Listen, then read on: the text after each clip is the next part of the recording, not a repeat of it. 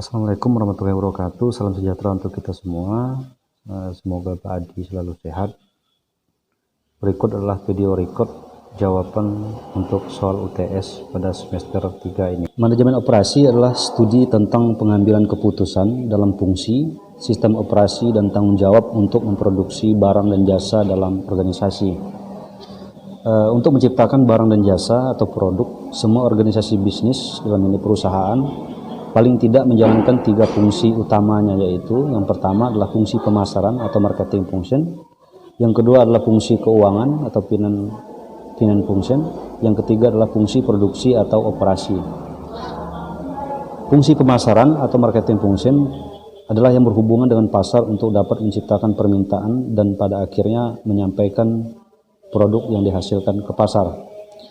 Fungsi yang kedua yaitu fungsi keuangan yang mengelola berbagai urusan keuangan di dalam perusahaan maupun perusahaan dengan pihak luar perusahaan. Yang ketiga, fungsi produksi atau operasi berkaitan dengan menciptakan barang dan jasa yang dihasilkan sebuah perusahaan.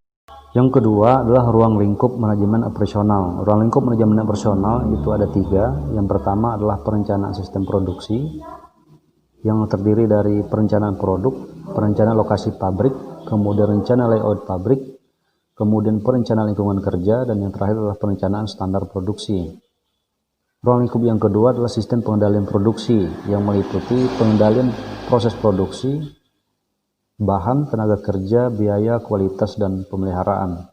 Ruang lingkup yang ketiga adalah sistem informasi produksi yang meliputi struktur organisasi, produksi atas dasar pesanan, dan yang terakhir adalah produksi massal atau mass production. Yang ketiga adalah perbedaan antara barang dan jasa.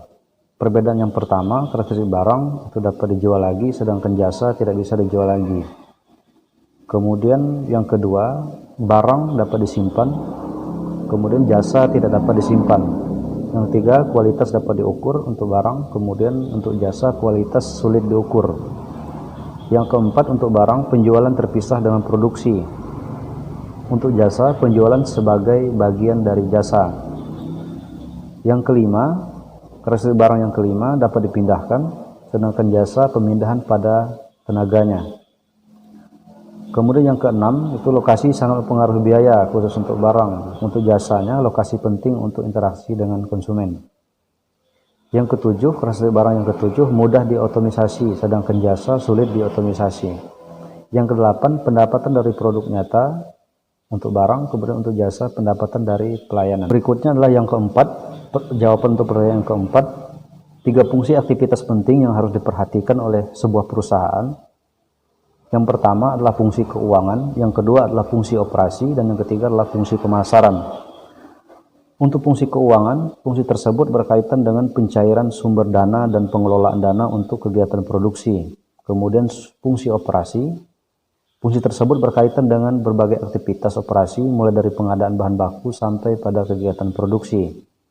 Fungsi yang ketiga adalah fungsi pemasaran, yaitu fungsi yang berkaitan dengan bagaimana melakukan kegiatan pemasaran sehingga produk dikenal oleh konsumen. Berikutnya adalah 10 keputusan manajemen operasi yang paling penting. Yang pertama adalah perencanaan barang dan jasa, yang kedua adalah mutu, yang ketiga adalah perencanaan proses dan kapasitas, yang keempat adalah pemilihan lokasi, yang kelima adalah perencanaan tata letak, yang keenam adalah sumber daya manusia dan rancangan pekerjaan, yang ketujuh adalah manajemen rantai pasokan, kedelapan adalah persediaan, yang ke-9 penjadwalan, dan yang ke-10 adalah pemeliharaan. Jawaban untuk pertanyaan mengapa perlu mempelajari manajemen operasi, yang pertama itu manajemen operasi merupakan salah satu fungsi utama yang harus ada di semua jenis organisasi, sehingga apabila akan mengelola organisasi maka mau tidak mau harus mempelajari konsep manajemen operasi.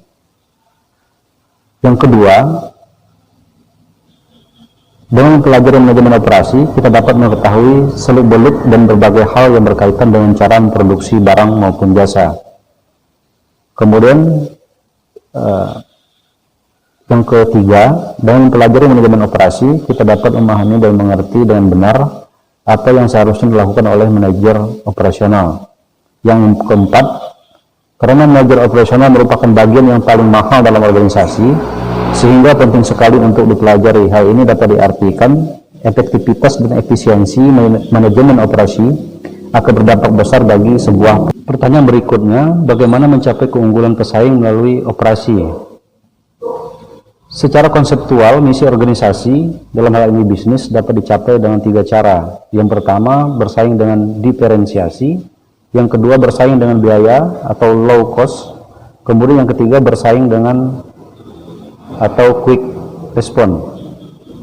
Untuk bersaing dengan diferensiasi, yaitu melakukan diferensiasi penawaran dari suatu organisasi sehingga pelanggan menerimanya sebagai nilai tambah. Yang kedua, bersaing dengan biaya atau low cost, yaitu mencapai nilai maksimum sebagaimana yang diinginkan pelanggan. Artinya, dibutuhkan sebuah pengujian melalui keputusan manajemen operasi dengan usaha yang maksimal guna menurunkan biaya dan tetap memenuhi nilai harapan pelanggan. Yang ketiga, quick response, yaitu seperangkat nilai yang berkaitan dengan hasil yang cepat, fleksibel, atau memenuhi perubahan yang terjadi di pasar, baik rancangan maupun fluktuasi volume penjualan, dan dapat diandalkan sebagai keseluruhan nilai yang terkait dengan pengembangan dan pengantaran barang yang tepat waktu dan berkinerja fleksibel. Strategi operasi adalah perancangan suatu barang dan jasa, kualitas, perencanaan proses, pemilihan lokasi, perancangan tata letak, sumber daya manusia, dan rancangan pekerjaan berikut manajemen rantai pasokan, persediaan, penjadwalan, serta pemeliharaan yang diterapkan guna menghasilkan tujuan yang efektif sesuai dengan strategi organisasi tersebut. Video yang ditonton judulnya adalah Supply Chain Strategy and Perform. Pembicara dalam video tersebut adalah Profesor Nyoman Pujawan, PhD, CSCP, yang merupakan guru besar bidang supply chain dari ITS.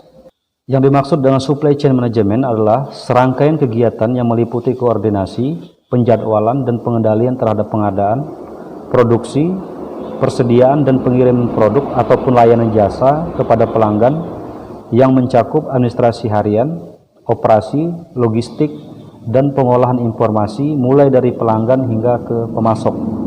Supply chain management sangat penting bagi perusahaan.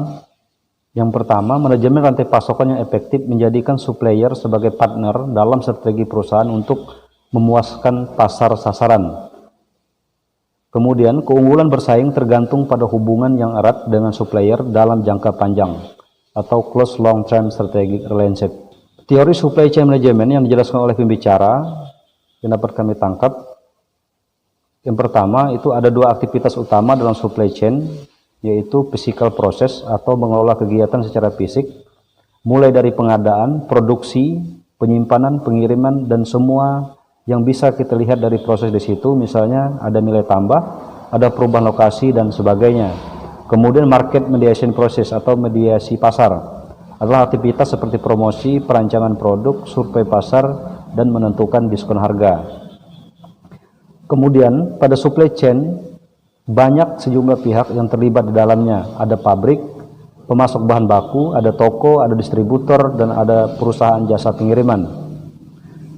Sangat penting bagi semua yang terlibat tersebut untuk bisa menjaga ketersediaan barang produksi agar siap dibeli oleh masyarakat dengan kualitas yang bagus, harga yang terjangkau, dan juga tepat waktu saat kita butuhkan.